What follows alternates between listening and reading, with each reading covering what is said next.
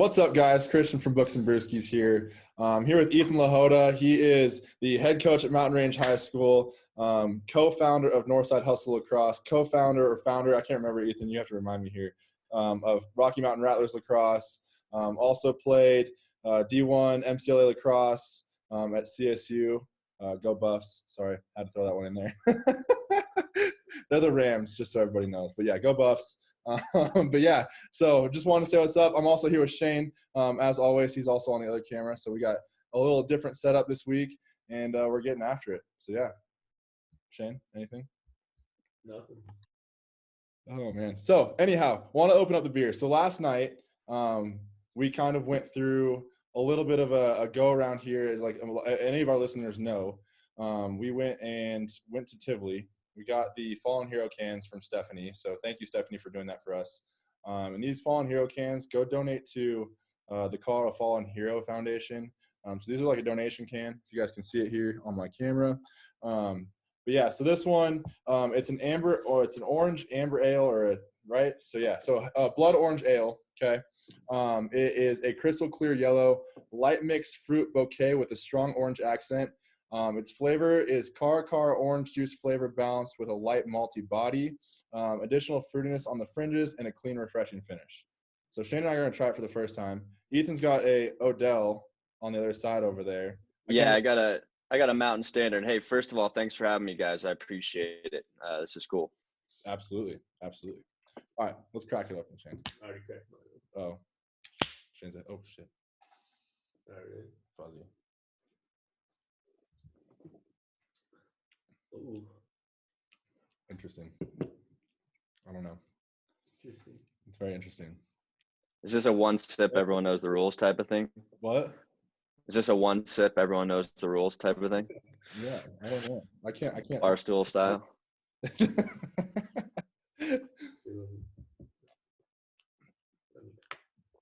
I don't know, man. I feel like it's super smooth. It's a different taste. Like I can't put my finger on it. It's not bitter. It's like very bold. It's like a bold taste. I don't know how I feel about it. It's interesting. I mean, it's more like it's bold. I feel like it's bold to me.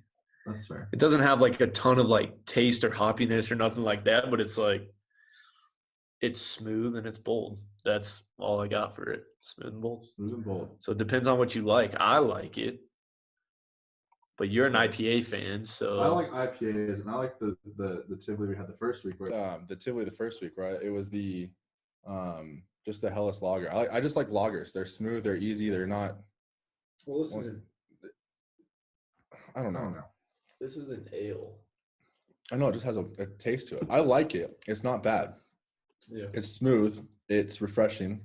It is interesting. And that's all I'll leave it at. Ethan, what you got? Yeah, so I'm a Fort Collins guy, so I got a Odell Brewing Company Mountain Standard. I don't think I've memorized the back quite as well as you. So this is Mountain Standard, a tribute to our backyard and the Rocky Mountain lifestyle. Hear my dog drinking water in the background, sorry. Hand-selected, modern American hop varieties build layers of complex hop flavors with juicy tropical notes and bold, vibrant aromas. This is actually one of my favorite beers, so I can't say this is my first time having it, but it's a little hazy. The alcohol content isn't super high, so you can have a couple of them and just kind of chill. But yeah, really cool can, and it's a lighter IPA, but still has good flavor. I like it. Yeah, if you haven't tried it, I'd recommend it. Another good one is Tree Shaker by Odell's. It's seasonal, and they just brought it back out. It's probably one of my favorites. Are you more of a IPA fan, or are you like ales or lagers? Yeah, I'm not super picky. I if I'm just hanging out, I'll have like an IPA. I keep it simple sometimes too, Yingling, Bud Light, stuff like that. But yeah, man, I don't indulge as much living by myself here, but it's nice to have a beer with you guys. Yeah, hey, yeah, for sure. Always grabbing a beer with the boys, but with the boys. With the boys. Anyhow, so like we talked about, go ahead. Let's hear about Ethan. Let's hear about, what brought you to lacrosse, like what brought you up, to CSU, and yeah, Story of your life. for sure. Yeah. So starting from the very beginning, I was born in Boulder Community Hospital. I was adopted when I was a couple days old. Grew up playing just about every sport you could think of. Sports has been my life for a very long time. Didn't find lacrosse until 6th grade, and I saw it played for the first time and immediately knew it was what I wanted to do and who I wanted to be, and finished out my season of baseball. My parents made me do it, which as a coach now, I'm like, commitment it's the right move. You see a lot of kids these days, things don't go their way and they kind of just throw in the towel, and I'm glad my parents instilled that in me at an early age. Once I found lacrosse, that was kind of all she wrote. I kept rolling with it. Played 4 years of, I lettered 4 years at Monarch High School, swung my first year, was a captain and all-state midfielder my senior year. And then I actually went to Metro my freshman year. And it just wasn't quite competitive enough for me. And academically, I wasn't as good of a fit. So I transferred to CSU and played 3 years of lacrosse there. Did five years of college total. Was fortunate enough to be part of 2 MCLA national championship teams my sophomore and junior year. We had some really good players, and I think what made us special is not only the talent we had, but how close we were as a group. And then senior year, we had a lot of talent, lost in the quarterfinals, and that's kind of my playing career in a nutshell. I majored in communication, minor in sociology. I didn't really know what I wanted to do all the way through college, and I knew that I liked working with kids. I knew that I liked being around people, and that kind of was the start of my passion for coaching. I did some volunteer coaching with Coach Ade, the Monarchs head coach, when I was over there, and really enjoyed it. And then he actually was the owner of the Rattlers when I was in college, and he ended up being a little too busy for it. And I came to him with a plan, and we started going year round, and he was just a little too busy. So he ended up selling it to me. That was almost 7 years ago, I believe. And we went from a couple teams to now we have 20 teams and 350 kids in the spring. And I think the biggest part of our success is our mission. And I'm always big on impact over income, and making an impact first, and then the rest will kind of come after that. And we believe in teaching these kids how to be better players, and most of all better people. And that's kind of the driving force of our philosophy as coaches and as mentors. And it's not just a lacrosse club. We like to do a lot of leadership stuff, a lot of character development. Every team does a volunteer project year round. I was coaching at Thompson Valley my 5th year of college as the defensive coordinator there. And then when I moved back to do the Rattlers thing after I graduated, I was the JV head coach at Monarch and worked at the varsity midfield for 2 years. And then the mountain range job kind of came up, and it was something on the horizon I kind of knew was coming. And it's kind of like my dream jobs, the high school, the Rattlers. A lot of our kids feed into mountain range, also Monarch as well, and some Erie and other schools. But it was a really good starting point for me as a head coach. And we were going into our 2nd year this year. And obviously the COVID stuff happened, but outside of that, we started a club lacrosse program last January. I think we released on January 2nd of 2019, called Northside Hustle Lacrosse. And the idea of this club was everybody goes down south to play club lacrosse. They drive down to Denver. The clubs up there are good, and nothing bad to say about them. They offer a great product, but the travel and kind of the allegiance to your area and the pride for where you're at is important. And that's something that we really believed in. And in our 2nd year, we have 7 competitive teams, and that's kind of it.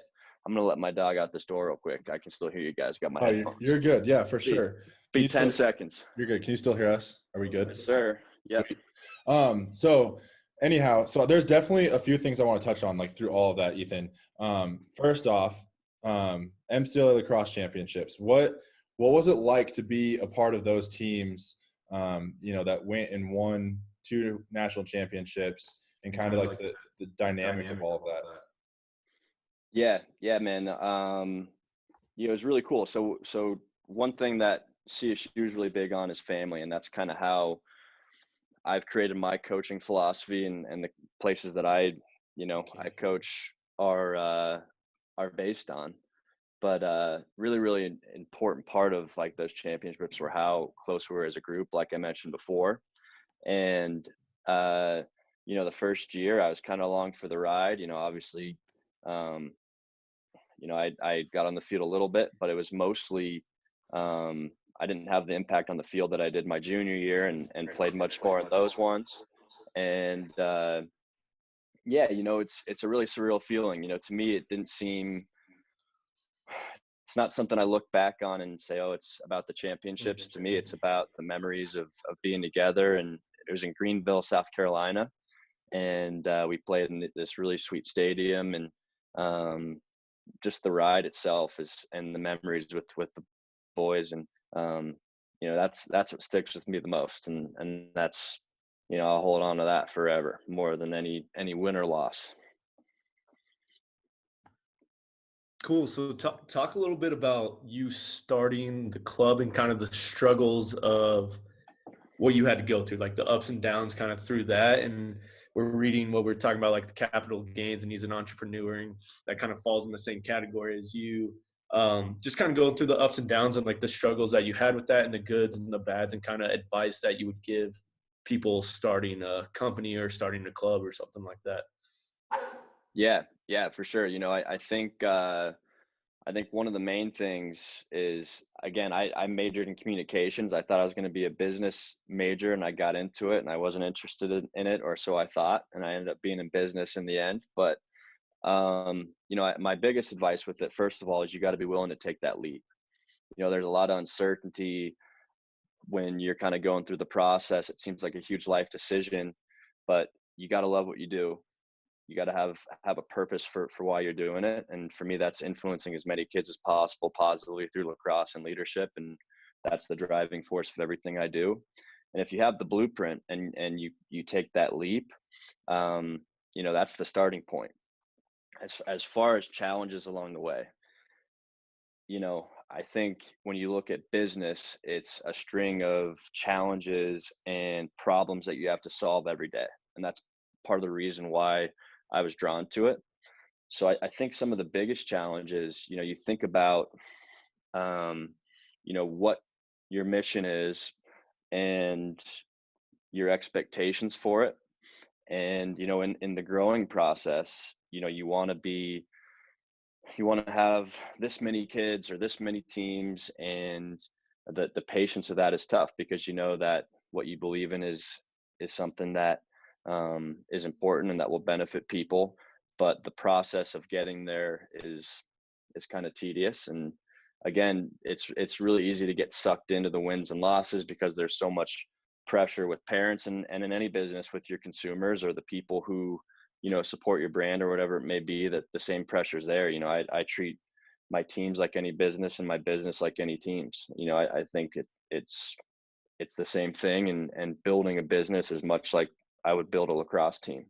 So there's peaks and valleys, and obviously the COVID stuff is challenging as well. But I think resilience is very much needed, and if you don't have that, you're going to struggle in business, because it's not all easy, and it's tough to balance your time. And there's a lot of times where you're going to be thrown a curveball, or you're in a situation that you wouldn't be in 9 to 5 when someone's just telling you what to do.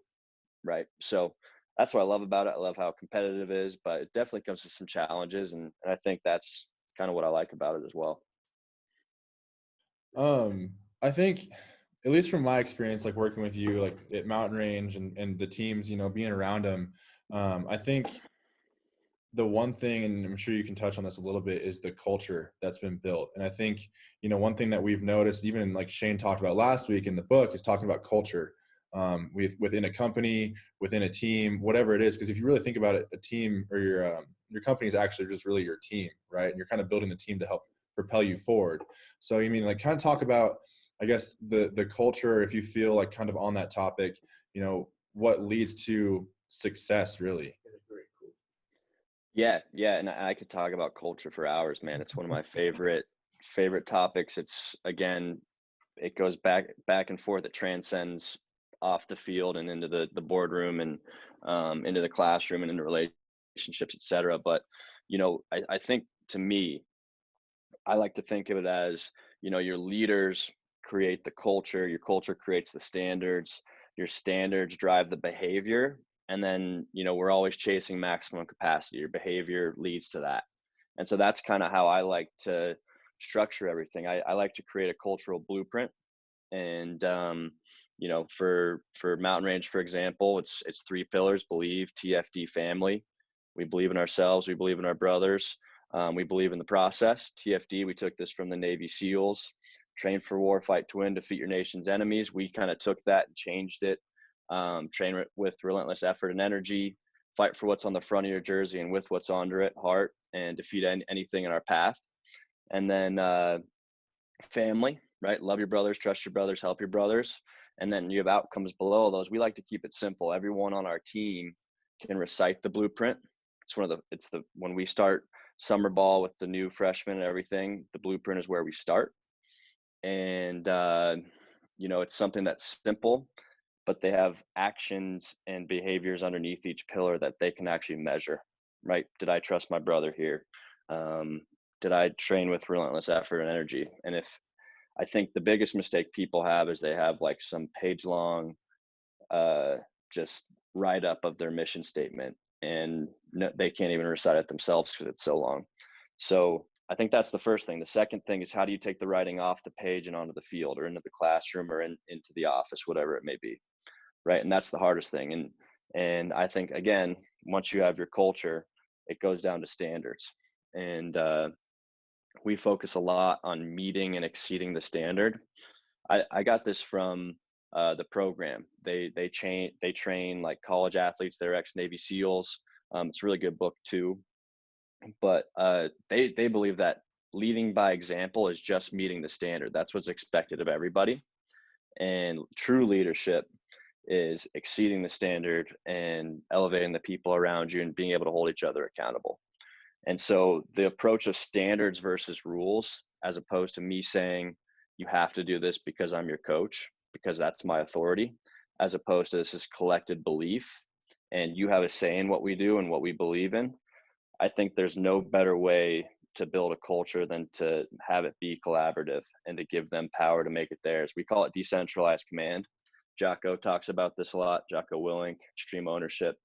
But decentralized command comes from the military. It means that, you know, doesn't matter what your rank is, what position, what year you are, what employee rank you are, whatever it is, you know, you're a leader and you're empowered to make decisions. And that's kind of how we like discipline over obedience.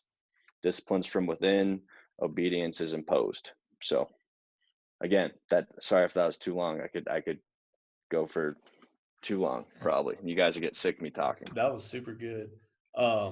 What I was like thinking was how you were talking about like the resilience piece, and then talking about everyone needs like a voice. And almost a lot of times I felt like at Montana or in football or something like that, you get caught up in these sports, and then all of a sudden you feel like the coaches take over and you don't have a voice. So you don't want to go through their motto. You know what I'm saying? Like, you don't want to go underneath like what they're trying to teach, what they're trying to speak, or, hey, this is what we believe in. Well, we can't believe that if you guys aren't giving us a voice to talk in or like hone in on it and stuff like that.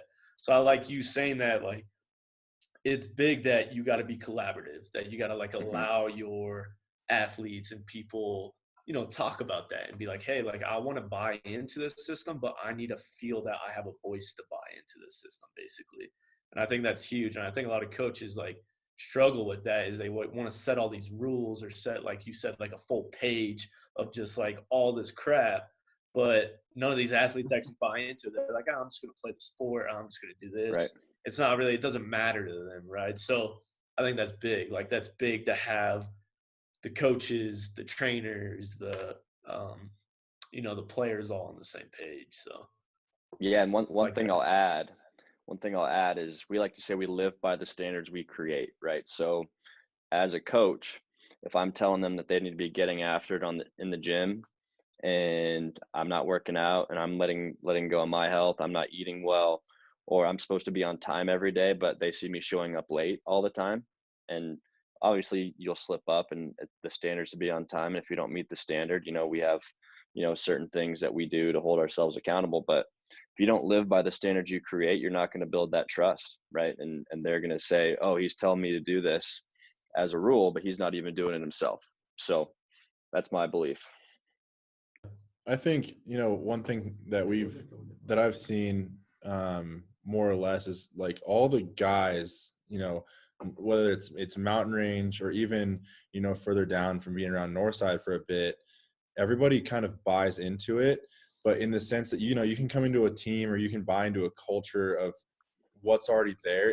They almost set it themselves, if that makes sense, like you were talking about. Whereas you come 100%. in and you don't really see a lot of the coaches kind of coming down on them unless it's out of control sometimes, and which has definitely happened a few times. But you don't really see like guys letting each other get away with stuff. They almost hold each other accountable.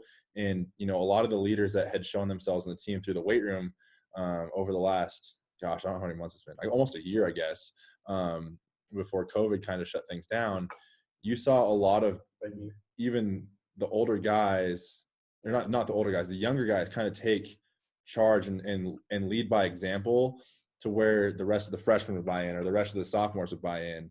And then obviously you had your senior leaders, but it was those younger guys that I think kind of pushed, the older guys to kind of step their own standard up in a sense. And that's just the viewpoint I had, kind of, being the strength coach on the outside of things. So.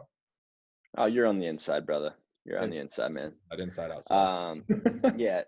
I think a lot of it's, we have a really special group, and we have a lot of good players, a lot of really good kids who are just great people. And it's really easy to coach people who are like that. But I think the cool thing is, like, players will see me pick up a ground ball one-handed, right? You're supposed to pick up with two hands. That's a standard. And they'll say, hey, coach, that's a one-handed ground ball. And so I'll have to drop down and give them a push-up, right? We do singles. Live by the standards you create, and if they see that top-down leadership, right? They see it, coach believes in this and is just as accountable as I am. Your freshmen are going to buy in, and your seniors are going to live it, right? And it's going to be part of your DNA. So. Absolutely. I mean, I think, one thing that I've seen, and I think, Shane could be a part of it a little bit in certain aspects from different teams and different coaches. You have a coach that comes in, whether it's the owner of a company, a coach, I mean, it could be even like a friend in a group, right? When they come in and don't necessarily set a good example, or don't necessarily lead the way they want their company or their team to be ran, and it's all words at that point, I think you see culture fall apart. And I think you see a lot of people kind of drift apart and not necessarily buy into what the ultimate goal of that team could be or would be. That's just, things I've seen. So just kind of touched on that a little bit. Yeah. I mean, I think even going back to, like, from the leadership standpoint, we've talked about, like, shit rolls downhill. Like, if you don't set the standard for yourself, it just screws the rest of the culture. And we see that with a lot of companies when they fail, or a lot of different, clubs and stuff like that. When they fail, is just, I think the leadership gets very lenient on themselves, and they said, we can pass it down to, like, other people. They can do this and that. But then they forgot, like, the standard that they set, they let go of it. And now once they let go of that, it's like the people below them don't want to be a part of that anymore. You've ruined the whole culture if you don't stay on top of your culture. And I brought this up before, but like Gary B said, he said one time, he was like, if you have 350 employees, you have to have a personal relationship with all 350 employees. Like, that's how important it is, as if you're a leader of a company, that you have to know people in and out of just like, hey, how's your family? How's this? How are you doing? Like everything like that constantly on a constant basis. And that's how hard it is to be a successful club or a successful company. So just going on that leadership, I mean, that's huge. And you see a lot of like great ideas fail just because people don't lead it or build a good culture, because culture is really everything. So Love it. Yeah, spot on, man. Like I believe you can only push people as far as they trust you, right? I don't buy into the, you don't have to like me, you just have to respect me. I think you can achieve results that way. And I think that obedience is possible to unlock performance, right? But I think maximum capacity and beyond is they love who they're playing for and who they're playing with. They love what they do, where they do it, and who they do it with. Those three things. It kind of brings me to, I call it the trust triangle, right? I think that you have to show them, they have to experience your character, they have to experience your commitment, and they have to experience your connection with them. You have to show them you care. And if you fall short on one of those three things, I don't think that you can push them, So I'm not just going to like say, hey, this is the standard, and then someone doesn't meet it, blow the whistle, run to puke to make a statement. You got to get them to believe it. And if they trust you, they're going to run through a wall for you. I think that's definitely something I've noticed as far as stuff in the weight room goes, whether it be, with the team over at Mountain Range or, just with guys in the weight room over at the facility. If you look at these guys, and they obviously, for one, see that you can do a shit ton of weight and whatever it may be, that's a definite, like, okay, maybe he Speak for yourself. Yeah. Nobody wants But like you see guys, want to kind of, like you said, run through a wall, right? I have one athlete that I train. This dude, I could tell him to do any sort of thing in the weight room because he just trusts it and he just goes, right? And, you see like over the summer, day one strength and conditioning program, everybody's like, okay, I don't know who Christian is. He's just telling me to do A skips and they look stupid and I don't really understand why. But then, as you start to explain it, you start to show it. And then after a while, it's just like, all right, guys, A skips, everybody goes, right? And, one of my favorite things that Ethan says is if you don't feel cool doing A skips, you might not be doing them right. Is that what you say? I can't remember. Yeah. Yeah. But so true. It is so true. But it's even with just like the conditioning stuff, I'd rather sit here when I'm, running a team session. I would hate to have to spend the last 10 minutes doing conditioning. Obviously there's days where you program that in, but I'd rather have everybody go balls to the wall through, their speed agility work. Because that's where the real conditioning is, because you're actually getting game-like speed type conditioning versus just running, sideline to sideline to sideline. It's just repetitive and boring. Exactly. And you're getting sport specific and, everything makes sense at that point. And, kind of touching on that, you see your teammates, pushing themselves, harder and further. They get into the fourth quarter and they're going, it's like, okay, well, why am I not doing that? Why are we all doing that? And then everybody just kind of jumps on board and then the train rolls downhill and runs over the team. So, yep. Yeah, oh, that's true. I think, going off that, it's like once you give results, so like you talking about the A skips, once they know that I'm getting results out of this, but I also trust the coach and build that relationship, now they're going to be bought into like that activity, right? And when you have first, like somebody, like you said, if you have like a new athlete, like I'll get a new athlete and you're doing these A skips and they can't do them at all and they're like, this shit sucks, everything like that, and they like hate it, right? And then all of a sudden they start to get results and they're like, okay. And then all of a sudden you start building this relationship with them, and then you're like, hey, trust me on this, like you're going to go through your ups and downs and everything. And then all of a sudden they feel that.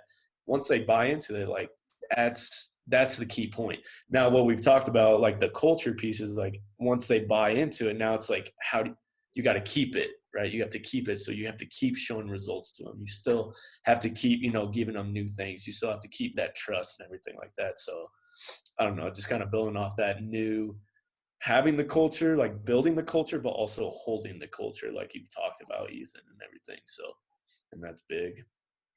It's big. Yeah, agreed. So talk a little bit about when you went to Coach Ade Am I saying it was Coach Ade, right? Coach And Ade. Yep. kind of approached him about taking over Rattlers and that whole process with coming up with a plan to kind of dig deep and just run with it and go. And obviously, you know, we've seen it turn into what it is now. Like obviously you saw it sooner. I see it now on the back end of that as it's still growing and as big as it is now. Just kind of talk about like that plan and what you had to do is obviously that was your first kind of like business venture, wasn't it? Yeah. Yeah. Absolutely. Yeah. So, a lot of credit goes to Coach Ade for being a great coach for me in high school and being a great leader and teaching me how to do things the right way. So, hats off to him, and I'm continually grateful for the opportunity that he gave me. But kind of how it works is, when he's a counselor and coach high school lacrosse and he has another job, he wanted it to be kind of a summer thing where, when he's off at school, he could coach the teams and it'd feed into Monarch, stuff like that. And, you know, it's taxing, especially when you have another full-time job. And I'm kind of feeling it now when I'm being pulled in a million different directions. But, it started with him just giving me a little more power in the organization and more of a role. And then I started creating new programs and bringing new kids in. And then when he, decided that it was just a little too much for him at the time, and he kind of wanted to pass the torch to me, I was just kind of at a spot, and I'm still at the spot in my life where I can go all in on it, and that's just my mentality always. I am always on the go. And if I'm stagnant, which this stuff is really tough for me in general, just because I'm spending more time by myself and not doing the things that I love. But, I think just loving the grind, and it's something that I didn't love as much when I was growing up as far as everything else but sports. But once I found something that I was truly passionate about, I found that North Star. It was kind of like, you just follow that star and just keep following it. So That's awesome. I mean, I think one thing that you mentioned last week, Shane, a quote, I can't remember the quote specifically, but Chip in the book was talking about how he was kind of dealing with he was down in Mexico, if I remember the quote correctly. I might be way off base here, but realizing that he needed to be all in on his companies and to truly flourish on them and allow them to grow, when he's fully hands-on. And obviously, like with you, I see it firsthand with you, from Northside stuff to Rattler stuff to mountain range stuff. We play phone tag half the time because we're both so busy.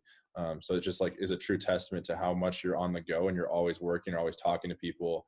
I see it from the social media standpoint too, where it's, you're posting this and that and this and that, trying to obviously connect with the athletes that you are touching with every day, as far as a culture standpoint and just kind of leading them. But also just like from the business standpoint, allowing people to see that content and see what Rattlers is and see what Northside is and see what Mountain Range is and what the culture is that you're building. So, yeah.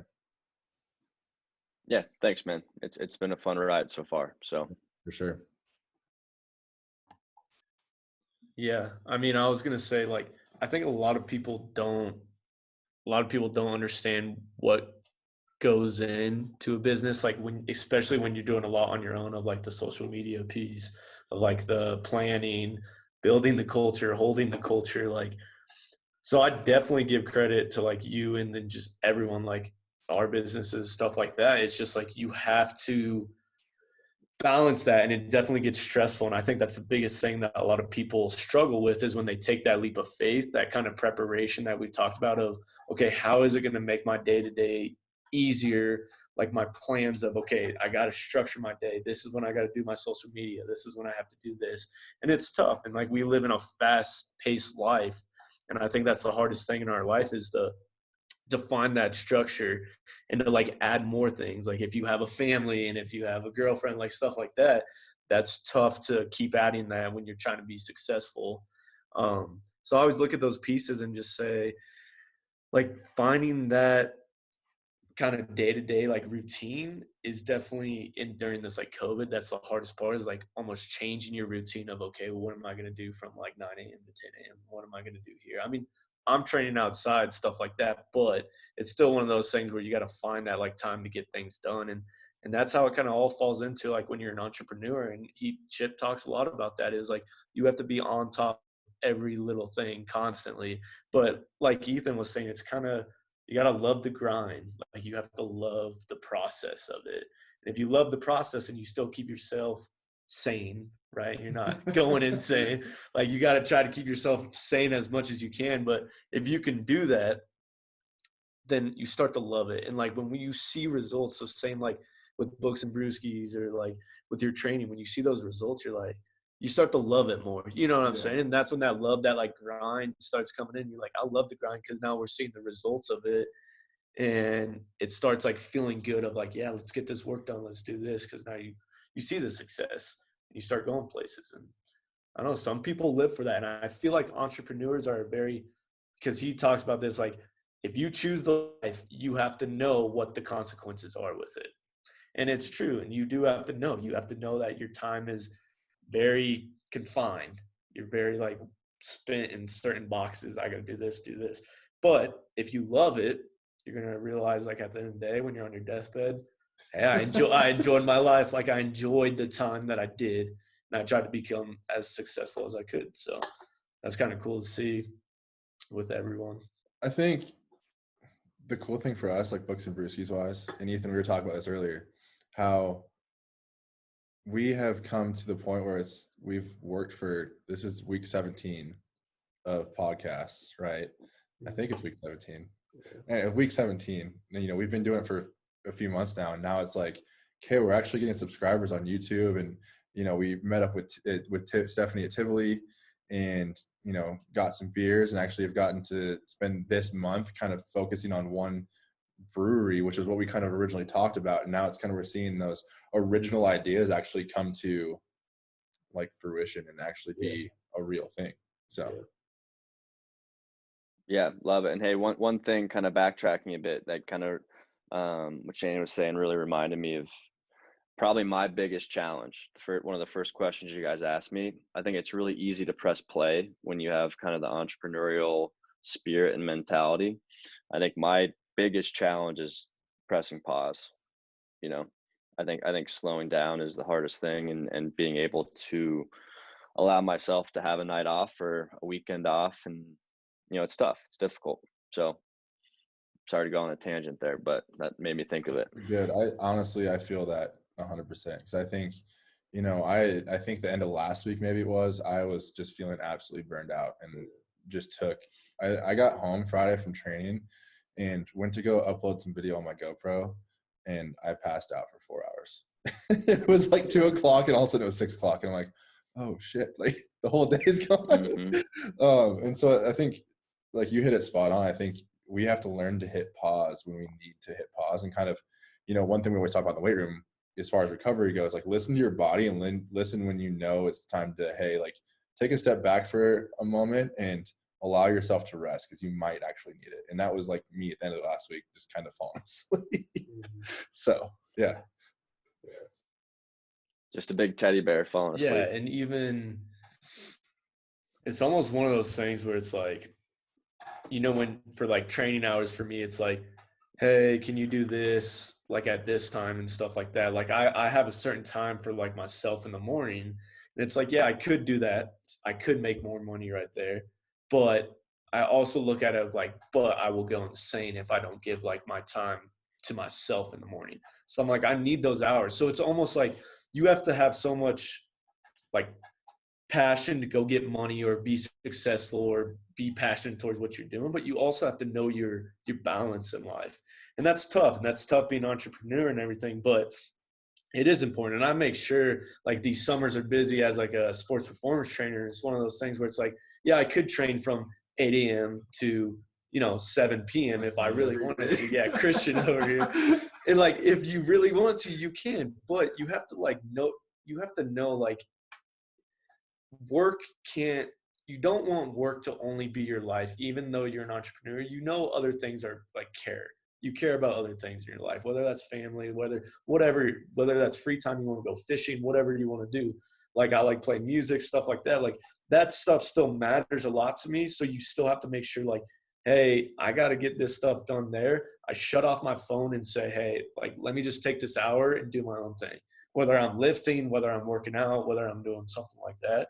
That's important. I think people, you got to do that for yourself. And I think people get so worked on this, like, work high, and we're like, yeah, this. And then that, like you're saying, that's the toughest thing is, okay, where else is the balance? Like, where else can we balance our life here and there? So it is kind of finding that day-to-day routine. To me, it's like a daily routine. I have to, like, make sure that I spend those few hours on my own, doing my own thing and stuff like that.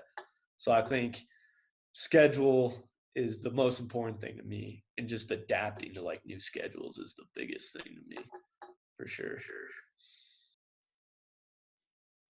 Yeah, I mean, I think in many ways this whole situation that's one of the positives for me, is I'm forced to press pause, and it's helped me develop some. I've always had routines, like morning routine, but more of a, I'm not just doing this because it's, I think it's important, but I'm doing it because I actually need it, and I'm doing it more throughout the day. So there's a lot of positives in it all, and just like you said, you got to adapt. So if you had 1 to 2 words of advice to give somebody that is either looking to start their own business, chase the dream in coaching, whatever it may be, what would you have to say on that one? Yeah, so I touched on it a little bit. I think the biggest thing with anything you do is you have to find your North Star. You have to figure out what your path is, what direction it's going to be, and go for it. You have to look at it from that impact over income. In my opinion, I think for me it's kids, right? For Christian, it's training athletes, etc. Like, I think that North Star, if you don't have that and you're just like, oh, I just want to go out and make money just because I want to make money, I don't think you're going to be as successful. The other thing, we talked a little about resilience. I really believe in E+R=O. It's something we teach the kids. It's something I have on my desk above me right here. Event plus response equals outcome. It's a mechanism to handle adversity, and it's something that as a business, as an entrepreneur and someone who's in business or really anything in life, if you cannot control your response to negative or even positive stuff that happens, I don't think you're going to be successful. So, or as successful as you could be. So that E+R=O and that resilience, to me, outside of character, is the most important thing that we can teach and work on ourselves. So Love that. Like, Nice. Thanks, bro. What about dude, the word nice is like my go-to. Like, thanks to South Park, I don't remember what episode it was, but it's just like nice. That's like the words to go to. What about books? I know you're big into books and the leadership type mentality books. Like, what, obviously we talk about books a lot here, and every month we do, touch on, our quotes and our books, and we have our theme based off that book each month. If you had, a couple books that you'd want to recommend to read, or people looking for something that, either is going to help them kind of lead better or whatever it is, what were your top like 2? Yeah, we talked about Jocko earlier, and this is a very popular book, but it doesn't mean it's any less meaningful. Extreme Ownership is something that learning, like, top-down leadership, if you are in a position to lead, the responsibility falls on you. And I think that's lost on a lot of leaders these days. And, I think that having that ownership mentality is huge. I mean, there's a bunch. So I'm scrolling through my Audible where I have a bunch of really great books. I'll give you just 2 more. The one of the ones that was really influential to me was Can't Hurt Me by David Goggins. And so David Goggins is a retired Navy SEAL. This book is not something I recommend for kids. There's a lot of bad language, intense situations, but he talks about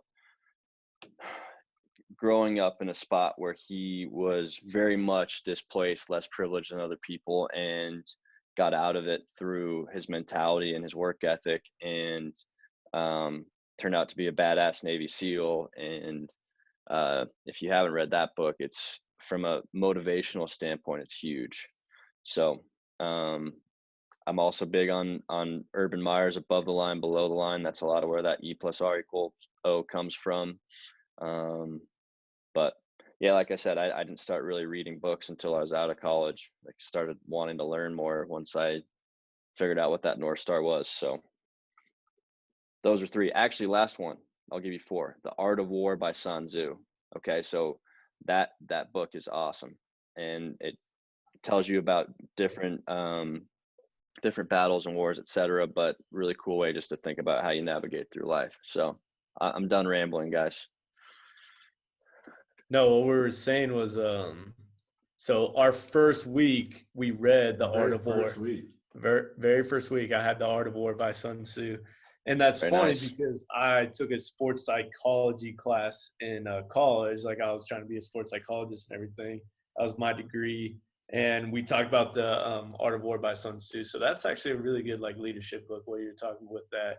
And there's really good quotes in there of just, like, how to lead and everything in war and everything. But, yeah, I've heard the David Goggins a lot, because a lot of people do follow David Goggins and everything. And he's got a lot of good, like, motivation. But what I was thinking of, just a little bit, like, with the motivation piece, I feel like a lot of people try to find motivation, like, in day to day, almost like maybe this video will motivate me, or maybe this book will motivate me. I always think about, like, motivation on a passionate level of what am I passionate towards to make it motivate me. I feel like I don't get as motivated from, like, a video or something like that. I'm more, like, motivated towards a goal almost, or maybe a goal or, like, a passion and everything. So I don't know, just kind of playing back into and I've been reading, and, like, I've been more motivated to read, to learn. I guess I'm motivated to learn from those people. So that's a super, like, big motivation. But at the end of the day, I'm just going to this point of more find out kind of what you said, like, your North Star, or find out what is inside of you that, like, really you're passionate towards, what is motivating you. And if you find that, then you won't run out of motivation. I think that's key, and that's, like, a big part of life. And a lot of people truly don't know what they really want. I think once you find out what you really want, that gives you an opportunity to be super successful. Any thoughts, Ethan? No, guys, just thanks for having me, guys. I think you guys are doing big things, and I appreciate the time and the thought. And yeah, hope to be on sometime again soon. Oh, absolutely. Thanks for spending the time with us, for sure. You bet. Cool, man. Well, thanks, guys, for listening. This is Books and Brewskies, week number 17. Don't forget to follow us on YouTube and subscribe. I don't know. It's follow, subscribe. I get confused between the two. But subscribe to us on YouTube. Check out this video plus tons of others, plus our vlog going to Tivoli the other night. So, yeah. Cool. Thanks, Ethan. Cheers, guys.